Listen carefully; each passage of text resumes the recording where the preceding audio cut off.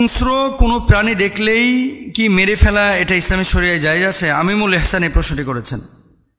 মানে রাস্তায় আমি সাপ দেখলাম, একটা সাপকে আমি দেখার সাথে সাথে মেরে ফেললাম, এটা জায়েজ আছে কিনা। 2 নম্বর, রাস্তায় আমি দেখলাম বাঘ, আমি দেখে মেরে ফেললাম।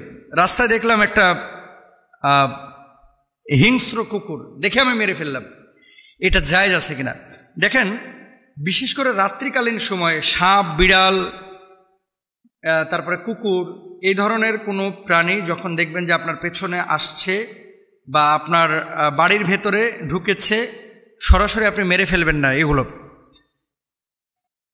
সাপের একটা বৈশিষ্ট্য আছে, সারা পৃথিবীতে প্রায় 500 প্রজাতির আপনার বিষাক্ত সাপ আছে। সারা পৃথিবীতে 500-র অধিক, 500 প্রজাতির না, 500-র অধিক বিষাক্ত সাপ সারা পৃথিবীতে আছে। যে সাপগুলো, সাপের একটা নীতি হচ্ছে, আপনি কোনো সাপকে যদি আঘাত না করেন, এই সাপ কিন্তু আপনাকে প্রথমে কামড় দিবে না। কিন্তু একটা সাপ, এই যে রাসেল ভাইপার, যেটা বাংলাদেশে এখন খুব বেশি দেখা যাচ্ছে, আগে ছিল না, কিন্তু আগে ওই সাহারা মরুভূমিতে দেখা যেত, মিডিল ইস্টের পাহাড়গুলোতে দেখা যেত, এখন বাংলাদেশে শুরু হয়েছে রাসেল ভাইপার। এই রাসেল ভাইপার, এই সাপটা আবার কি করে, ওই মানুষ দেখলে তেড়ে এসে এটাকে মানে ছোবল মারার চেষ্টা করে বা ওই লেজ দিয়ে আঘাত করার চেষ্টা করে, মানুষকে তেড়ে আসে। কিন্তু আপনি গোখরা সাপ বলেন, খরিশ সাপ বলেন, তারপর অন্য যে সাপগুলো, এগুলো কিন্তু আপনি যতক্ষণ তাকে না ডিস্টার্ব করবেন, না আঘাত করবেন, সাধারণত কামড়াইতে চায় না। রিয়ার 2-একটা ঘটনা বিচ্ছিন্ন হতে পারে। তো সাপের ব্যাপারে আল্লাহর হাবিব সাল্লাল্লাহু আলাইহি ওয়াসাল্লামের একটা বক্তব্য আমরা পাই যে আপনার নবীজি সাল্লাল্লাহু আলাইহি ওয়াসাল্লাম সাহাবীদেরকে কোনো সাপ মারার আগে 3 বার তাকে সাবধান করো। নবীজি বলেছেন সাহাবীদেরকে যে ধরো একটা সাপকে তুমি মারবা বা আঘাত করবা, তাকে 3 বার সাবধান করো। কি বলে সাবধান করবেন? চলে যা, চলে যা, সরে যা, অথবা তাকে লাকড়ি দিয়ে, কাঠি দিয়ে চলে যেতে বাধ্য করবেন। অনেক সময় সাপ কি করে, রাস্তা হারিয়ে ফেলেছে, কোন দিকে যাবে, সে বাড়ির দিকে চলে আসতেছে তার গন্তব্য থেকে, তা আপনি সেই জায়গাটাতে লাঠি দিয়ে আপনি তার গন্তব্য দিকে ছুড়ে দিতে পারেন চলে যাওয়ার জন্য, বা আওয়াজ করতে পারেন। এটা নবীজির কথা। কিন্তু আল্লাহর হাবিব বলেছেন কোনো সাপ মারার আগে 3 বার তাকে সাবধান করো, এরপরও সে যদি গর্ত থেকে বের হয় তখন তাকে মেরে ফেলবে, কেননা সে শয়তান। তার মানে আপনি একটা জিনিস বলতেছেন, বলার পরও তা আপনার দিকে যদি আক্রমণাত্মক ভঙ্গিতে কোনো সাপ আসে, সেই সাপটাকে মারা যায়। সব কুকুর কিন্তু আপনাকে কামড়ায় না, কিন্তু কিছু কুকুর আছে পাগলা হয়ে গেছে, বাচ্চা দেখলেই তেড়ে যাচ্ছে, মানুষ দেখলেই কামড়িয়ে দিচ্ছে, এরকম কুকুরকে হত্যা করা যায় আছে, এরকম কুকুরকে হত্যা করা যায়। বিড়াল হালাল প্রাণী, খাওয়া যায় না, কিন্তু পালা যায় আছে। এখন এই বিড়াল, তার নখের মধ্যে ভাইরাস অথবা শরীরের মধ্যে কোনো জীবাণু ছড়িয়ে পড়েছে। সমস্ত বিজ্ঞানীরা একমত যে এরকম যদি কোনো ক্ষেত্র তৈরি হয়, তাহলে সেই প্রাণীটা ধরেন আঁচড় দিলে আপনি আক্রান্ত হয়ে যাওয়ার বা মারা যাওয়ার সম্ভাবনা আছে, আপনার ভিতরে জলাতঙ্ক রোগ চলে আসতে পারে। এরকম কোনো যদি বিষয় ঘটে, তাহলে সেক্ষেত্রে মারা যায় যাচ্ছে নবীজির হাদিস অনুসারে। কিন্তু রাত্রিকালীন সময়ে আপনার পেছন দিয়ে বিড়াল আসতেছে অথবা একটা সাপ দেখেছেন, মেরে ফেলবেন, এটা কিন্তু নবীজি বলেন নাই। মনে রাখবেন, সাপের আকৃতি অনেক সময় জিনেরাও গ্রহণ করে, বিড়ালের আকৃতি অনেক সময় জিনেরা গ্রহণ করে। এটা আমার কথা না, নবীজি সাল্লাল্লাহু আলাইহি ওয়াসাল্লামের নিজের কথা, এবং হাদিসের মধ্যে বিষয়টি এসেছে। দেখেন, হযরত সালেম রাহিমাহুল্লাহ তার পিতা থেকে বর্ণনা করেছেন, রাসূল আকরাম সাল্লাল্লাহু আলাইহি ওয়াসাল্লাম বলেছেন, তোমরা সেই সাপ মারবে যার পিঠে 2টি সাদা রেখা আছে এবং যার লেজ নেই। নবীজি বলেছেন। এখন এই সাপ আমি দেখি না, আপনারা দেখেছেন কিনা জানি না।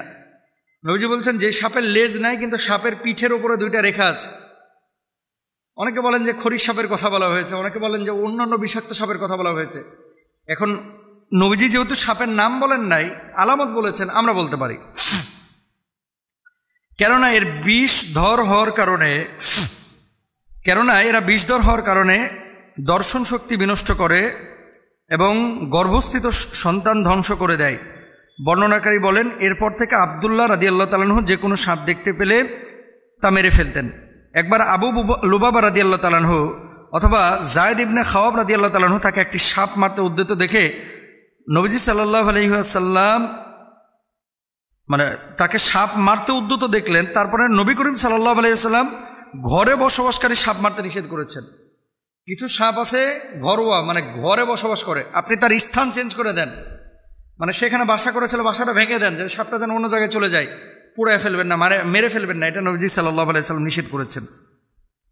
অনেক সময় সাপের রূপ ধারণ করে নেককার জিনেরা বিচরণ করে, যেমনটি হাদিস থেকেও জানা যায়। হযরত ইয়াজিদ ইবনে মাওহাব রাহিমাহুল্লাহ আবু সাঈদ রাদিয়াল্লাহু তাআলা আনহু থেকে বর্ণনা করেন, তিনি বলেন, আমি আবু সাঈদ খুদরি রাদিয়াল্লাহু তাআলা আনহুর কাছে এসে বসি, এ সময় আমি তার চৌকির নিচে কিছু আওয়াজ শুনতে পাই। আমি তাকিয়ে দেখলাম যে একটি সাপ।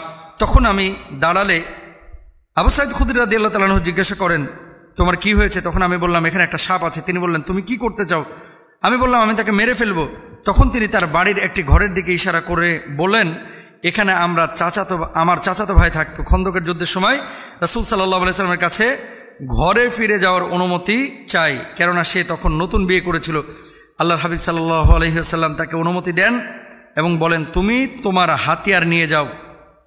সে নিজ ঘরে ফিরে তার স্ত্রীকে ঘরের দরজার ওপর দাঁড়িয়ে থাকতে দেখল। তার স্ত্রীর প্রতি কলম দিয়ে ইশারা করে। তখন তার স্ত্রী বলল, তাড়াহুড়া করো না, এসে দেখি কি যেন আমার ঘর থেকে বের করে দিয়েছে। তখন সে ঘরে ঢুকে দেখা গেল যে একটি সাপ, সে তাকে বল্লম দিয়ে হত্যা করে এবং বল্লমে তার দেহ ফুঁড়ে বাইরে নিয়ে আসে। বর্ণনাকারী বলছেন, আমি জানি না এরপর কে আগে মারা গিয়েছিল, লোকটি নাকি সাপটি। দেখছেন হাদিসের মধ্যে এই সুদীর্ঘ হাদিস, এটা আবু দাউদ শরীফের 5167 নম্বর হাদিস। সুতরাং যে কোনো হিংস্র এই ধরনের প্রাণীকে আপনারা দেখলেই মেরে ফেলবেন না, এটা হাদিসের মধ্যে নিষেধাজ্ঞা আছে। 3 বার সতর্ক করবেন, বিড়াল দেখলে, কুকুর দেখলে, হিংস্র কোনো প্রাণী দেখলে এভাবে হত্যা করবেন না। আল্লাহ আমাদেরকে বোঝার তৌফিক দান করুন। বিশেষ করে রাত্রিকালীন সময়ে এগুলো আমরা হত্যা করব না, মারব না। করা হয়েছে যে মোহতারামা, আমাদের এলাকায় গরুর গোশত বানানো যখন হয়ে যায়, মাথার গোশতগুলো ছুটিয়ে চোয়ালের হাড্ডিটা কাঁঠাল গাছে অথবা বিভিন্ন ফলদ গাছে ঝুলিয়ে রাখা হয়। আপনারা হয়তো অনেকে দেখেছেন এটা, পশু জবাহের পরে পশুর যে চোয়ালের হাড্ডিটা, এই হাড্ডিটাকে কাঁঠাল গাছে দেখবেন ঝুলায় রাখে, আম গাছে ঝুলায় রাখে। এর কারণটা কি? মনে হয় 4-5 বছর আগে আমি একটা আলোচনা করেছিলাম এটা নিয়ে, আমার মনে নাই। বাংলাদেশে এই যে গরুর চোয়ালের হাড্ডি, এটা যে গাছগুলো ঝুলে রাখে, 2টা আকীদা আছে এখানে মানুষের। আপনারা অনেকে জানেন, অনেকে জানেন না। 1 নাম্বার, বদজিনের আসর যেন এই এলাকায় না ঢোকে। 2 নাম্বার, অশুভ কোনো কিছু যদি থাকে তাহলে এই অশুভ কোনো কিছু থেকে এই এলাকাটা অথবা এই বাড়িটাকে অথবা এই গাছটাকে, এই হাড্ডিটা রক্ষণাবেক্ষণ করবে। এটা সম্পূর্ণ শিরকি একটা আকীদা। তবে অশুভ লক্ষণ বা বদজিনের আসর থেকে বাঁচার জন্য কেউ যদি হাড্ডিটা ব্যবহার করে থাকেন, আমার জানা নাই যেহেতু হাদিসে নাই, কোরআনে নাই, শরিয়ার মধ্যে নাই, কোথা থেকে ওনারা পেয়েছে। বরং যে হাদিসে কি আছে দেখেন, আবু হুরায়রা রাদিয়াল্লাহু তাআলা আনহুকে আল্লাহ নবী সাল্লাল্লাহু আলাইহি ওয়াসাল্লাম বললেন, আমি শৌচাগারে গেলাম, তুমি কিছু ঢিলা কুলুপের ব্যবস্থা করো।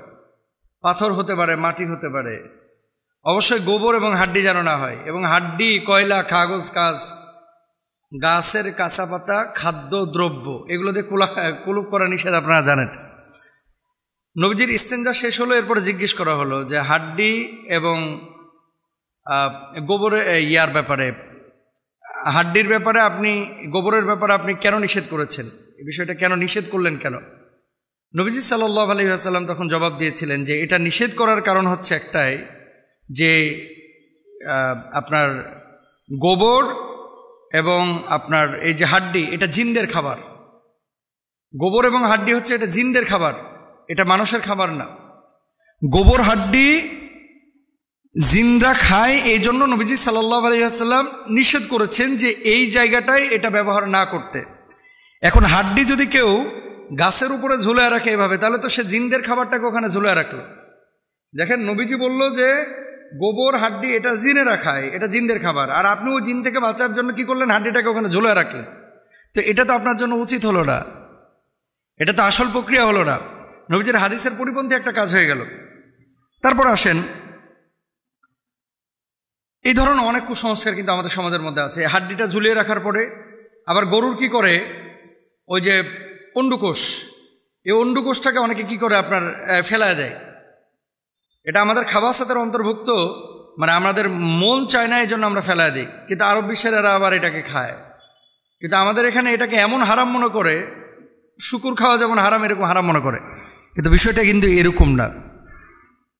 কুসংস্কার তো বাংলাদেশে অনেক কিছু আছে। ব্যাঙ ডাকলে বৃষ্টি আসে, কাক যখন ডাকে বাড়ির ওপর অশুভ কোনো কিছু আসবে, কোকিল যখন ডাকে বাড়িতে মেহমান আসবে, মিথ্যে কথা এগুলা। পরীক্ষা দিন সকালবেলায় ডিম খেতে নাই, তারপরে দোকানের প্রথম কাস্টমারকে বাকিতে দিতে নাই, এরকম অনেক কিছু বিষয় বাংলাদেশে প্রচলিত আছে। এটাও কিন্তু একটা প্রচলিত কুসংস্কার।